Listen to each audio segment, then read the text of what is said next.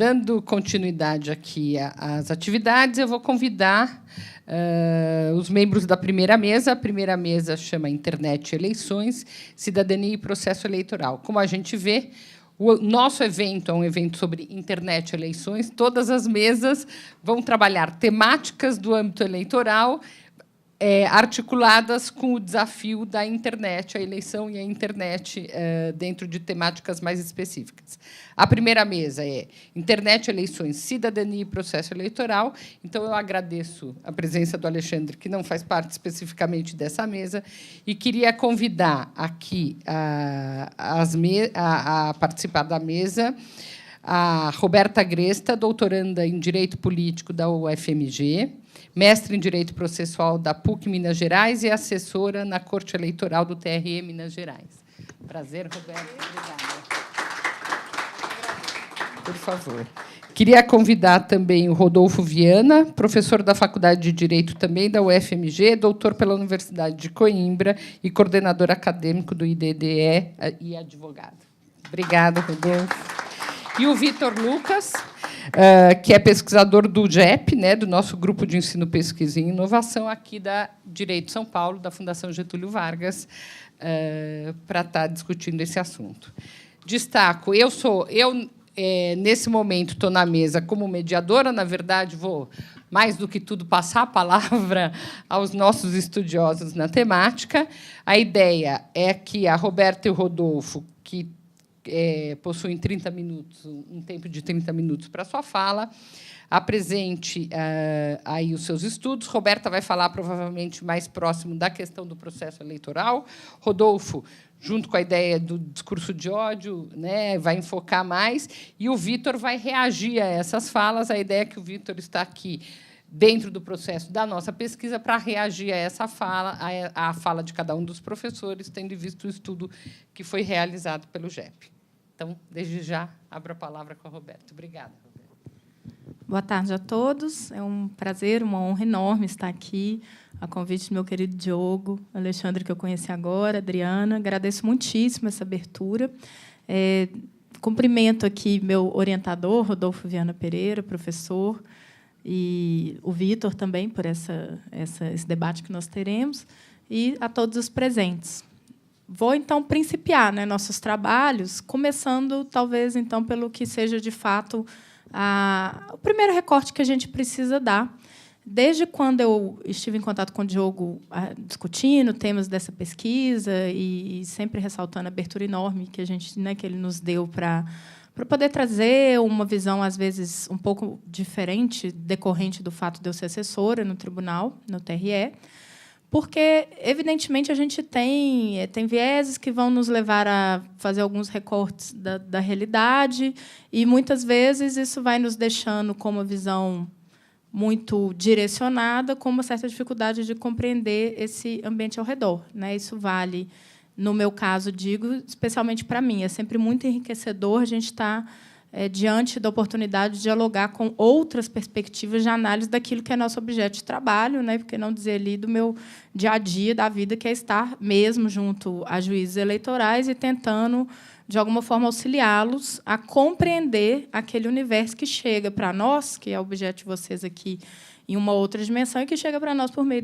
dessas ações judiciais, dessas representações, com as dificuldades que isso vai trazer. Então, iniciando aqui, como a professora Adriana falou, a questão, primeiro, do processo eleitoral, que já principia aí a nossa primeira dificuldade, fazer uma distinção, compreender o que é que a gente vai chamar de processo eleitoral, exatamente até para dizer o que é que pode estar sob controle da Justiça Eleitoral quando a gente pensa nessa sequência de atos, nesse conjunto de práticas que serão conduzidas aí no âmbito que seria essencialmente da cidadania, do cotidiano da sociedade, e que acabam merecendo ou tomando, por parte da Justiça Eleitoral, um olhar, muitas vezes, já antecipando aqui a minha perspectiva sobre isso, extremamente rigoroso e, por vezes, deixando de refletir, a partir de uma dimensão mais de compreender essa participação dos cidadãos e dos candidatos no processo eleitoral como um direito fundamental, e já partindo para uma visão mais punitivista, que seja mais de um controle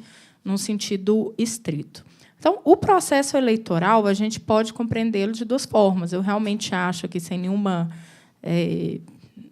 falsa assim, né, elogio, que a pessoa que melhor conseguiu fazer esse recorte para a gente aqui no Brasil, é importante a gente trazer que é uma realidade brasileira, isso nosso, né, no que nós vamos tratar, foi o professor Rodolfo, que fez a distinção entre esse processo eleitoral, que a gente vai compreender, então, como um processo político de formação dos mandatos e todos os atos que vão estar interrelacionados, e, portanto, esse processo não é um processo marcadamente ligado ao Estado, isso é muito relevante dele. Ele vai partir, então, de uma expressão de cidadania e a distinção que ele faz em relação ao que alguns autores vão chamar de processo eleitoral em sentido estrito, que ele fez o recorte para contencioso eleitoral, indicando, então, aquele mecanismo de controle judicial deste processo eleitoral, que aqui, então, nós vamos definir como processo eleitoral. Então, contencioso incide quando a justiça eleitoral provocada ela parte para atuar e fazer o controle da legitimidade, da legalidade dos atos praticados no processo eleitoral. Não é a única forma de controle esse contencioso. Existe também a possibilidade de que os juízes eleitorais atuem num âmbito ainda administrativo, que a gente costuma chamar de poder de polícia, controlando, então, por si mesmo, isso vai ser muito intenso na questão da propaganda eleitoral, tomando medidas para se evitar que aquela propaganda reputada irregular se perpetue e, no entendimento do que pretende esse controle de igualdade entre os candidatos, com isso você consegue evitar um dano ao equilíbrio da disputa eleitoral. Muito bem, onde está o cidadão no processo eleitoral? No contencioso eleitoral, é importante a gente já destacar aqui que nós adotamos um modelo calcado, não de uma forma muito consciente, talvez trabalhada, assim, mas é um objeto meu de pesquisa, no modelo italiano do processo coletivo, que é um modelo que foi calcado na figura da representação adequada. E essa representação adequada significa uma construção, ela é uma construção pensada na década de 70 por alguns autores, como o Vigoriti, que trazem a ideia do seguinte: a partir do momento em que a gente tem uma possibilidade prática, muitas vezes material, de ter inúmeras pessoas atuando dentro de uma ação de caráter coletivo, é o que na Itália eles chamavam de processo monstro, foi necessário fazer a escolha de alguns representantes. O que são esses representantes? Deveriam ser pessoas capazes de canalizar o interesse daquela sociedade, daquela coletividade, para dentro dessas ações e, de uma forma, então, falar por todos. Então, a representação adequada ela vem dessa ideia lá do portador adequado. Ele nasce como alguém que deveria fazer a condução do interesse daquela coletividade para dentro da ação. O problema é que a gente vai tendo um descolamento dessa função de portador. Ele passa, assim como a própria noção da representação, a não mais ser aquela pessoa que encaminha interesses. Ele vai se tornando autônomo na própria possibilidade de elaborar o interesse que ele quer ver discutido. E aí, embora a gente possa dizer que isso é uma solução que foi possível, né, eu acho que, já falando aqui de tecnologias, é algo que eu entendo que deve ser profundamente repensado com o processo judicial eletrônico, porque grande parte dos obstáculos trazidos a uma participação mais ampla nesse contencioso eleitoral vem de questões práticas. A gente não consegue abrir intimação para todo mundo ter vista dos autos, o balcão vai ficar tumultuado. O balcão vai sumir, né? Os autos físicos vão desaparecer, então a gente não teria mais essa restrição. A gente deveria pensar, então, em possibilidades de ampliação, que o professor Rodolfo trabalha a partir da ideia, por exemplo, do ingresso de associações civis, não só partidos políticos, então, pudessem acessar a justiça eleitoral para esse controle, e que eu ainda acrescento, talvez, a possibilidade que a gente tivesse também os próprios cidadãos diretamente atuando nesse contencioso.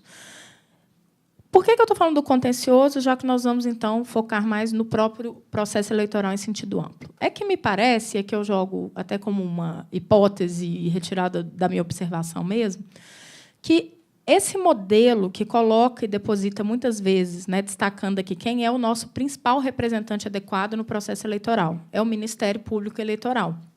Ele é aquele principal, né, movimentador. Existem ali leads e ações em que disputam partidos, coligações entre si, mas o mais frequente, se a gente pensar, por exemplo, nessa matéria mesmo da propaganda, na questão do registro de candidatura e da propositura daquelas ações mais graves destinadas à cassação de eleitos ou de candidatos, a gente vai ver um protagonismo do Ministério Público. E isso leva a uma construção, porque, vejamos, quando o Ministério Público propõe uma dessas ações, uma representação, o que ele quer é uma atividade interventiva da Justiça Eleitoral naquele espaço, então, do processo eleitoral, que inicialmente seria de participação política, de atuação da cidadania, repito eu, como direito fundamental. Então, ele reclama uma intervenção. Por conta disso, se ele, na lógica desse sistema, é o representante da sociedade, me parece que alguns, de uma forma mais consciente e deliberada, e alguns de forma um tanto quanto inconsciente, os juízes, eles começam a enxergar o papel da justiça eleitoral como um papel punitivista, cerceador. Não se enxerga mais a partir da possibilidade do prestígio a essa liberdade de participação política. A partir das provocações do Ministério Público em nome da sociedade, fica parecendo que é necessário caçar, que é necessário retirar propaganda, que é necessário, e aí eu percebo essa dinâmica fluindo na própria construção hermenêutica das decisões, onde a lei literalmente não prevê proibições, o que nos levaria, numa regra geral da interpretação jurídica, a dizer que não é possível interpretar essa norma de uma forma ampliada para proibir também o que ela não disse expressamente, a gente percebe que isso muitas vezes ocorre. Porque a ideia da maioria dos juízes não é exatamente que ele está ampliando uma proibição, né? Ele fala que, pressupondo que muitas vezes a gente vai somando aqueles dados, talvez gere, né, até uma irritação. Poxa, esses juízes querem controlar tudo. Mas, mesmo movidos por boa-fé, eles são, muitas vezes, levados a entender que o que eles estão fazendo é ampliando a proteção à sociedade. E, talvez, o grande questionamento que falte aí por trás é falar o seguinte, pensar o seguinte, no meio da correria dessas etapas do processo eleitoral. Mas proteger de quê? Porque eu sinto que, muitas vezes, é esse elemento, esse viés finalístico da proteção do bem jurídico que está por trás disso, que acaba se perdendo quando a gente começa a ver uma jurisprudência caminhar que tira de uma literalidade da norma uma proibição, e aquela proibição, dali a pouco, extensivamente aplicada a uma situação, daqui a pouco, analogicamente aplicada a outras, e, quando você vê, existe lá na frente uma resolução que vai confirmar aquela jurisprudência mais restritiva à participação política, à propaganda. E, quando alguém para e argui aquela resolução e argui aquelas decisões, diz, mas por que fazer isso? Ah, não, porque não pode, ele está violando. Mas está violando o quê? E eu acho que esse elemento vai se perdendo muito no fato de que o cidadão é uma figura, hoje, longe da justiça eleitoral. Ele não aparece na justiça. A justiça eleitoral não é acessível para ele, né? Não é acolhedora, não quer compreender as motivações. E o mais curioso disso é que a gente tem uma miscelânea própria do chamado modelo aí do Estado social, que é aquele Estado muito tutelar, que, ao mesmo tempo em que existe, parece contraditório, mas não é, um punitivismo muito grande em termos de aplicação de penalidades duras. Essas penalidades duras são feitas, são aplicadas ao fundamento de que esse cidadão não é ele mesmo capaz de se proteger no âmbito do processo eleitoral que flua de uma forma mais solta. Ele não é capaz de se proteger, de se resguardar, fazer um filtro daquela propaganda que ele viu, de perceber que aquilo é uma bobagem. Muitas vezes a justiça eleitoral trata como se, né, isso é um dos casos bem sérios que a gente tem, uma enquete de Facebook, né, que um adolescente, já tivemos casos de meninos de 16 anos, faz uma enquete.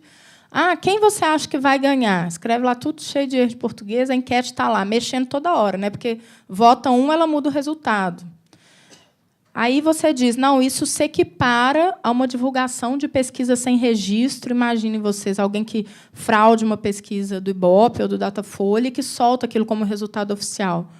Então, que cidadão é esse que nós estamos falando que não é capaz de fazer um filtro e perceber que a enquete do menino no Facebook é algo essencialmente diferente de uma divulgação em um jornal de grande circulação, com dados gráficos indicando que a pesquisa foi feita assim, assado. E nós estamos falando de uma multa de R$53 mil.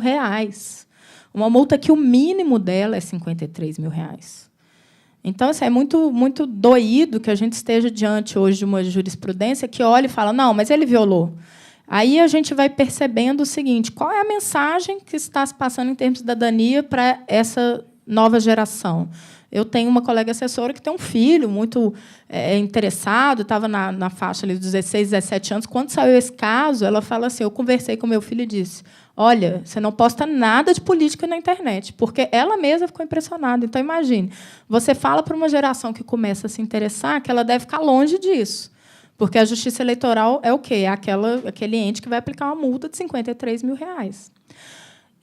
Nessa eleição agora de 2016, esse problema das enquetes e da divulgação de informações no Facebook, ele acabou se ampliando para o WhatsApp, o que eu acho ainda mais terrível, né? Então, nós estamos falando hoje de representações instruídas com prints de WhatsApp, que o fulano disse lá numa conversa, né? Tivemos um caso concreto que alguém fala assim, olha aí a pesquisa, tirou uma foto de um papel na mesa e mandou.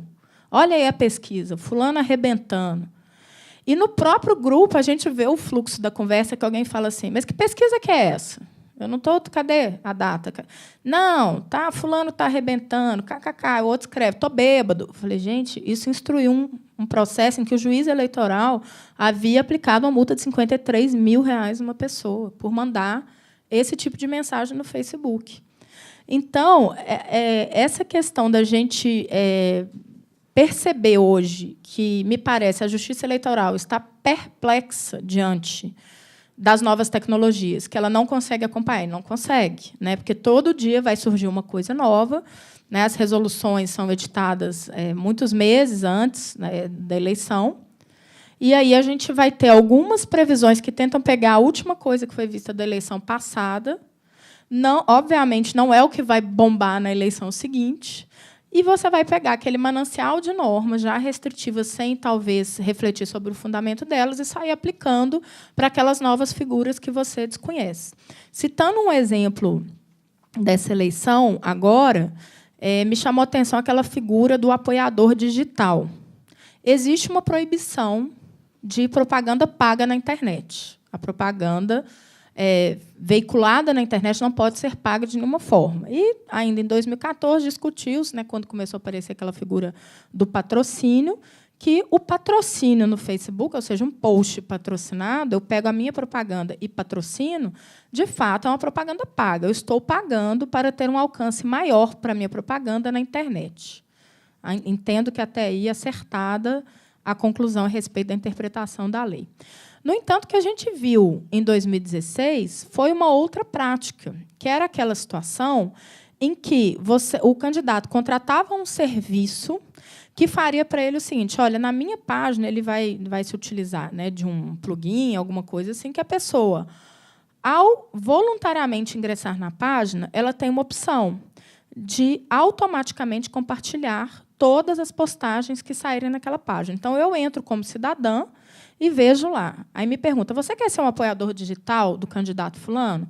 Ao clicar aqui, toda vez que a gente fizer uma postagem, a gente vai gerar para você automaticamente uma curtida e um compartilhamento na sua página. Eu vou, como cidadã, e dou OK naquilo. Essa prática foi tratada como propaganda paga na internet. E aí eu volto a dizer. Por quê? Porque acharam parecido, e acharam parecido no seguinte sentido, deram um jeito de sair da proibição da propaganda paga e criaram uma outra forma. Aí, o que a gente diz? Deram mesmo, e não estão fazendo propaganda paga. Então, me parece que a Justiça Eleitoral ela tem uma certa dificuldade de aceitar o que eu vou chamar aqui do conceito da elisão eleitoral, que é igual à elisão fiscal, né? Que é conseguir aquela forma lícita de sair da incidência da norma que te penalizaria de alguma forma, que agravaria a sua situação. Mas a elisão, ela é diferente da sonegação. Assim como o que eu estou chamando aqui da elisão eleitoral, ela é diferente da burla à lei eleitoral. É exatamente isso. É para isso que existem as cabeças pensantes do lado de lá. Olha, isso é proibido, então o que a gente pode fazer de permitido que vai nos dar um alcance X? E aí vem a pergunta: haveria problema de eu deixar um aviso na porta do comitê, o candidato falar: passe aqui, pegue 1000 santinhos todos os dias, distribua os santinhos? Ou o adolescente resolver falar: nossa, eu estou tão empolgado com esse candidato que eu vou ficar o dia inteiro aqui nesse computador dando curtido, compartilhamento, vou pegar a senha dos meus amigos e vou fazer isso também. Nós estamos diante do puro engajamento político. Só que esse engajamento saiu do panfleto distribuído na rua e hoje ele está na internet. E não é nada mais do que você dizer, né, que está, então, promovendo aquela candidatura pelos meios lícitos, se é o próprio cidadão que recorre a esse meio. Mas o que foi dito é um serviço pago. Mas, gente, é claro que o serviço é pago. A pessoa contrata o marketing para fazer a página, para fazer uma série de produtos para ela, a logo, aquilo é pago. Não é isso que a lei proíbe. A lei não proíbe que sejam utilizados serviços pagos para marketing digital. O que ela proíbe é que você faça propaganda paga na internet. Então, você não pode pagar para colocar a sua propaganda. Então, é uma situação que me chamou bastante atenção. Uma outra figura bastante intensa nessa eleição de 2016 foi uma interpretação extensiva daquela chamada publicidade institucional em período vedado. A publicidade institucional é aquela, né, por meio da qual o ente administrativo divulga seus produtos, seus serviços, né? Segundo a Constituição, ela deve ter um caráter informativo. Sabemos que, muitas vezes, ela traz um viés de promoção pessoal daquele agente público que está ali. Sabemos, óbvio, que não é... Né, não precisamos ser ingênuos, que o fato de se empurrar no ano eleitoral o máximo possível essa publicidade institucional para ser veiculada perto da data limite tem uma intenção eleitoral, mas o ponto aqui é que a Justiça Eleitoral não tem que punir intenções. É óbvio que o candidato quer se projetar, é óbvio que aquele partido do ente público que vai ali ter um candidato lançado, ele gostaria de beneficiar a imagem dele. Mas a lei disse, não pode veicular 3 meses antes. Se ela disse que é 3 meses antes, é porque ela falou: esse é o marco que eu aceito. Até a véspera disso aqui, não me importa o que você está fazendo. O que aconteceu é que, esse ano, alguns... por exemplo, lá mesmo, em Belo Horizonte, nós tivemos esse caso. O prefeito não era candidato à reeleição, mas ele apoiava o vice dele, que seria o candidato. Ele começou a fazer uso da própria página pessoal do Facebook. Tem um porém aí que ele acabou adiante utilizando exatamente da propaganda patrocinada, isso não poderia. Mas o meu ponto, porque aí seria a propaganda irregular, a postagem, a propaganda eleitoral paga na internet.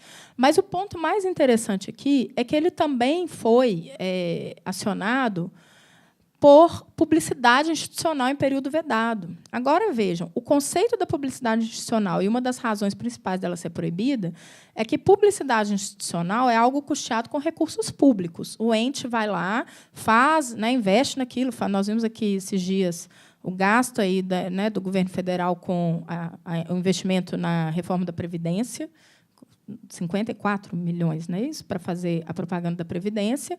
Isso é publicidade institucional, em tese, né? Que ainda não é lei isso. Mas, então, ele está tentando veicular uma mensagem que ele acha que deve ser difundida e está usando recurso, dinheiro público para fazer isso. Agora, está lá o candidato, que também é cidadão, pessoa física, tem sua página no Facebook. Ele se vale daquela página para dizer coisas que ele está fazendo, ou mesmo coisas que o vice, a essa altura, estava fazendo. À margem da questão do patrocínio, como eu disse, a construção que foi feita dentro do nosso Tribunal Regional Eleitoral é que isso era publicidade institucional. E o argumento trazido era: o prefeito não deixa de ser o representante do município, aquele eleito, pelo simples fato dele estar no Facebook. E aí a gente tem que indagar. Mas em que momento foi proibido a ele, ou foi exigido que ele fosse capaz de fazer essa separação? E, de novo, o que me chama a atenção é sequência, né? Parece que vai um dominó das restrições. Então, você não pode fazer a publicidade institucional. Mas, então, se é o prefeito, mas tem dinheiro público? Não, subverteu-se, então, totalmente o conceito. Primeiro, eu vou olhar se está promovendo atos e serviços da administração. Está. E tornou-se secundário o fato de ser ou não custeado com recursos públicos. Então, como? Né? Qual era o objetivo da norma lá atrás? Era evitar que a máquina administrativa fosse posta em favor de uma candidatura. E o que é que nós temos? Uma pseudo-exigência de que o atual prefeito fosse capaz de fazer uma distinção radical da pessoa dele para a pessoa dele prefeito. Então, se você não consegue fazer isso, suma das redes sociais por completo até a eleição advir. Então, eu trouxe esses exemplos aqui para ilustrar essa que me parece um dos grandes problemas da justiça eleitoral, de dialogar com esse espaço. E, de novo, resgatar a ideia de que me parece que o adequado aí seria, primeiro, a justiça eleitoral, de fato, compreender que ela atua nesse processo, mas, antes de mais nada, a serviço dos cidadãos. E que esses cidadãos não estão subsumidos ali naquela manifestação de quem provoca uma representação, de quem ajuiza uma ação eleitoral, porque é muito além disso. Quando a gente pensa numa sociedade democrática, a gente tem que partir da ideia de que o pluralismo ele está em todos os campos. Então, é o pluralismo político, sim, mas é, inclusive, o pluralismo interpretativo diante daquela forma de atuação, por exemplo, de um Ministério Público que não pode, de fato, se arvorar no único capaz de falar a respeito daquilo. Mas a gente vai pensar, então, o Ministério Público possui legalmente a legitimidade para propor essas ações. Ok, pois, então, que ele proponha, e caiba, assim, acho que é o papel da Justiça Eleitoral, do juiz eleitoral, ter um recuo para fazer a análise daquelas pretensões que são trazidas ali, principalmente a partir da inversão dessa perspectiva, de que a função da justiça eleitoral não seja controlar, ou seja, o objetivo dela não é necessariamente proibir coisas, né? O controle, melhor dizendo, não é o controle só proibitivo. Existe o controle da permissividade, existe analisar e controlar a atividade do Ministério Público e entender, ou dos adversários, que aquilo está excessivo, que a gente não pode mais compreender que uma pessoa que é capaz de entrar num grupo de WhatsApp, mandar piada e tal, ela não saiba diferenciar o que é abrir aquele grupo de WhatsApp, onde todo dia ela lê bobagem, e o que é uma coisa que está saindo no noticiário anunciando um resultado como um resultado de pesquisa, né? Então, infelizmente, eu acho que, nesse ponto, falha a justiça eleitoral. Creio também que o fato da gente ter o estrangulamento, desde a última eleição, do período de campanha, do período de registro, o período eleitoral ficou muito encurtado.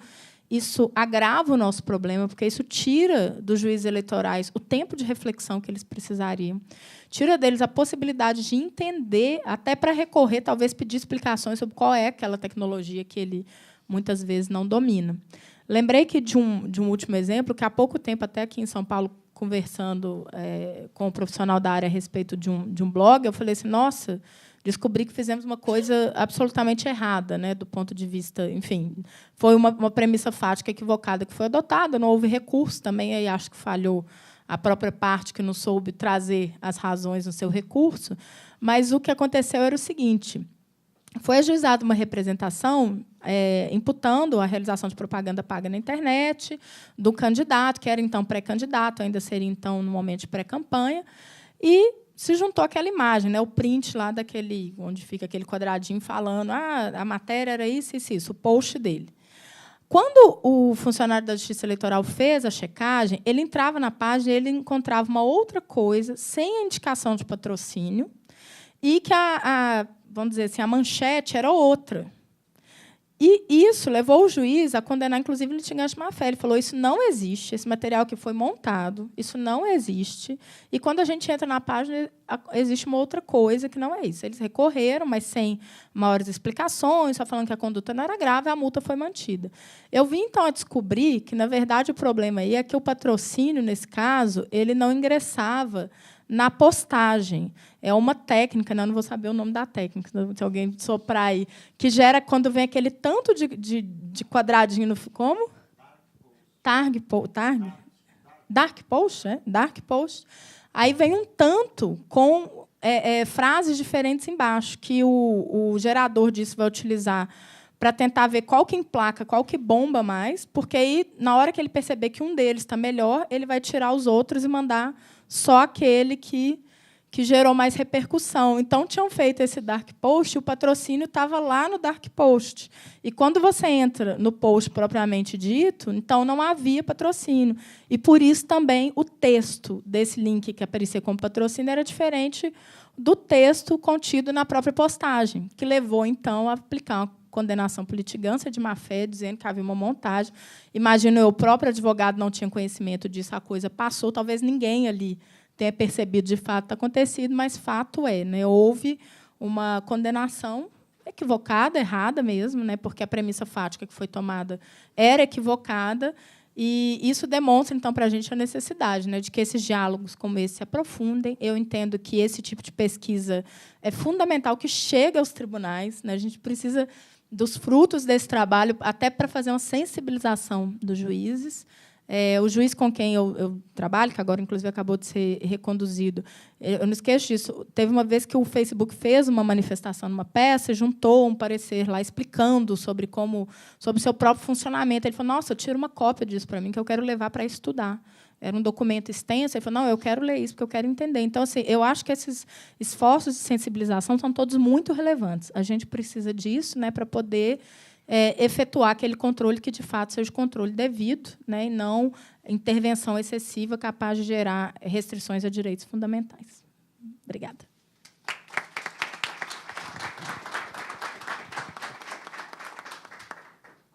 Bom, muito obrigada, Roberta. Eu acho que assim a apresentação da Roberta traz aqui uma questão de relevo, que é o olhar da justiça do seu papel dentro do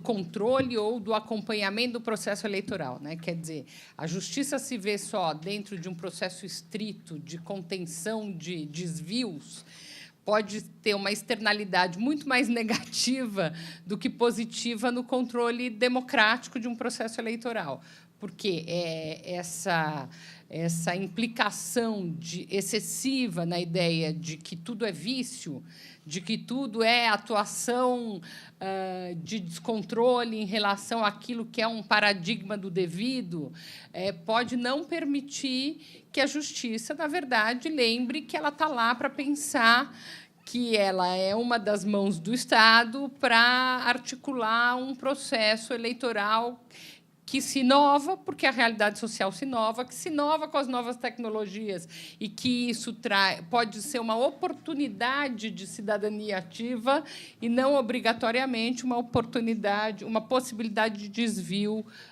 de conduta de partes, etc. e tal. Então, queria agradecer. Eu gostei muito dos seus exemplos, Roberta. Acho que eles são instigantes. A gente fica pensando, meu Deus, como é que a gente muda essa dinâmica do olhar da justiça e do seu papel, né, para que e entendendo essa novidade, porque há uma novidade de prática social a partir da internet, que pode ser só trabalhada de uma forma negativa, de excesso de controle ou de excesso de punição e de castração daí, né? Porque a punição, evidentemente, se alguém pensa, bom, meu filho, uma postagem sua pode custar R$53 mil, você fala, não fala mais nada, pelo amor de Deus, porque eu não vou poder pagar essa conta. E aí a gente faz uma sociedade muito menos participativa do que pode interessar.